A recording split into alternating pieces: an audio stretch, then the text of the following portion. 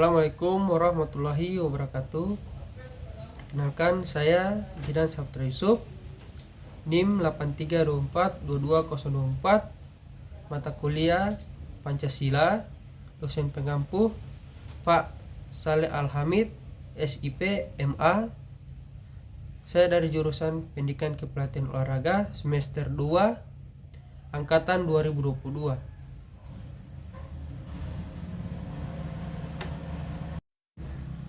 Di sini saya akan mendefinisikan sistem filsafat menurut para ahli. Yang pertama, filsafat adalah sekumpulan sikap dan kepercayaan terhadap kehidupan alam yang biasanya diterima secara tidak kritis, arti formal.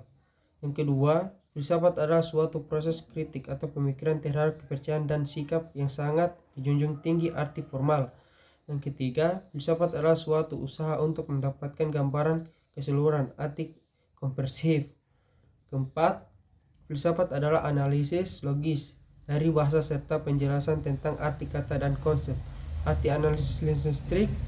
5. Filsafat adalah sekumpulan problematik yang langsung mendapat perhatian manusia dan dicarikan jawabannya oleh ahli-ahli filsafat. Bagian A. Urgensi Pancasila sebagai sistem filsafat. Manusia memerlukan filsafat karena beberapa alasan. Yang pertama, filsafat adalah untuk menjunjungi kemungkinan adanya pemecahan-pemecahan terhadap problem kehidupan manusia. Kedua, filsafat adalah suatu bagian dari keyakinan-keyakinan yang menjadi dasar perbuatan manusia. Yang ketiga, filsafat adalah kemampuan untuk memperluas bidang kesadaran manusia agar dapat lebih membedakan, lebih kritis dalam pemikiran serta lebih pandai. Bagian B. Alasan diperlukannya kajian Pancasila sebagai sistem filsafat. Yang pertama, filsafat Pancasila sebagai genetivus objektivus. Pancasila sebagai genetivus subjektivus artinya nilai-nilai Pancasila digunakan untuk mengkritisi berbagai aliran filsafat yang berkembang, baik untuk menemukan hal-hal yang sesuai dengan Pancasila maupun untuk melihat nilai-nilai yang tidak sesuai dengan Pancasila.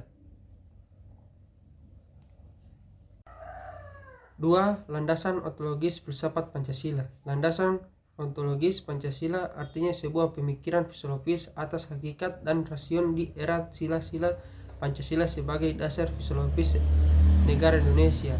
Oleh karena itu, pemahaman atas hakikat sila-sila Pancasila diperlukan sebagai bentuk pengakuan atas modus ekstensi bangsa Indonesia.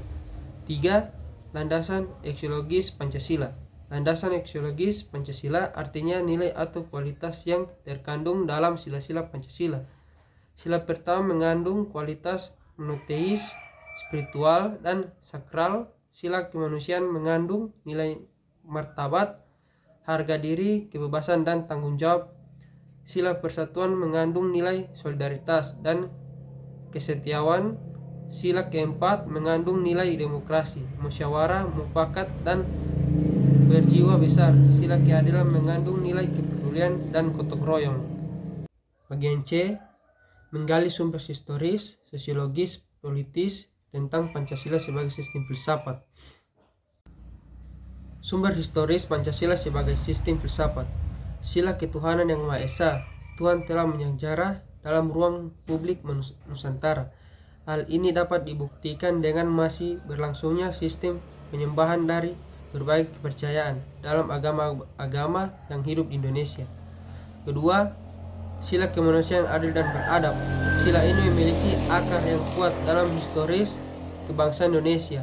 Kemerdekaan Indonesia menghadirkan suatu bangsa yang memiliki komitmen pada penerbitan dunia berdasarkan kemerdekaan, perdamaian, dan keadilan sosial, serta pada pemulihan hak-hak asasi manusia dalam suasana kekeluargaan kebangsaan Indonesia.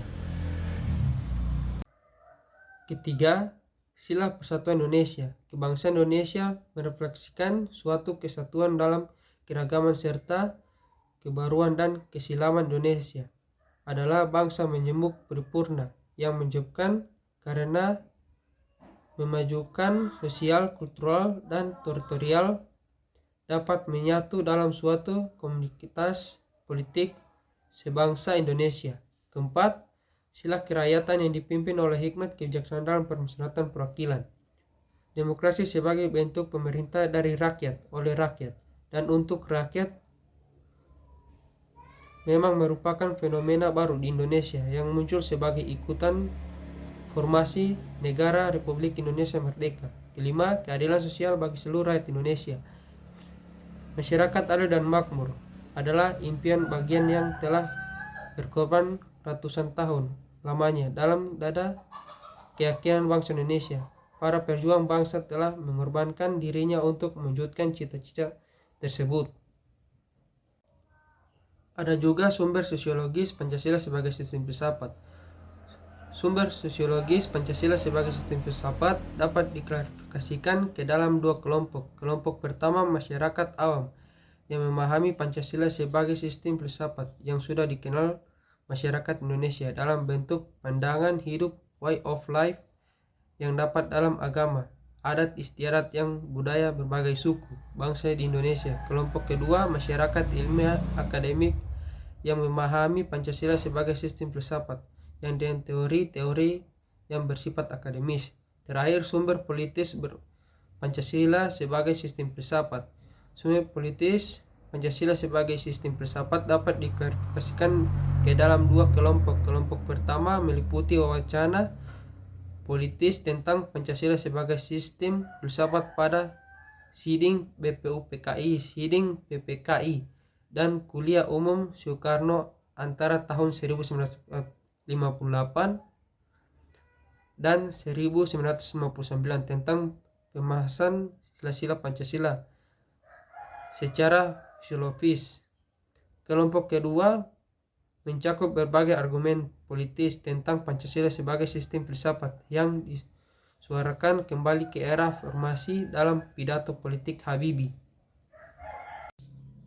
Bagian D, membangun argumen tentang dinamika dan tantangan Pancasila sebagai sistem filsafat. Dinamika Pancasila sebagai sistem filsafat pada era pemerintah Soekarno. Pancasila sebagai sistem filsafat dikenal dengan istilah filosofis Grand Slang. Gagasan tersebut merupakan perenungan filosofis Soekarno atas rencananya terdirinya negara Indonesia merdeka. Ide tersebut ternyata mendapat sambutan yang positif dari berbagai kalangan, terutama dalam siding BPUPKI pertama persisnya pada 1 Juni 1945.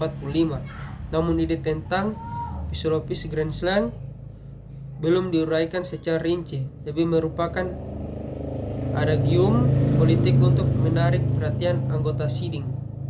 Yang kedua, tantangan Pancasila sistem filsafat.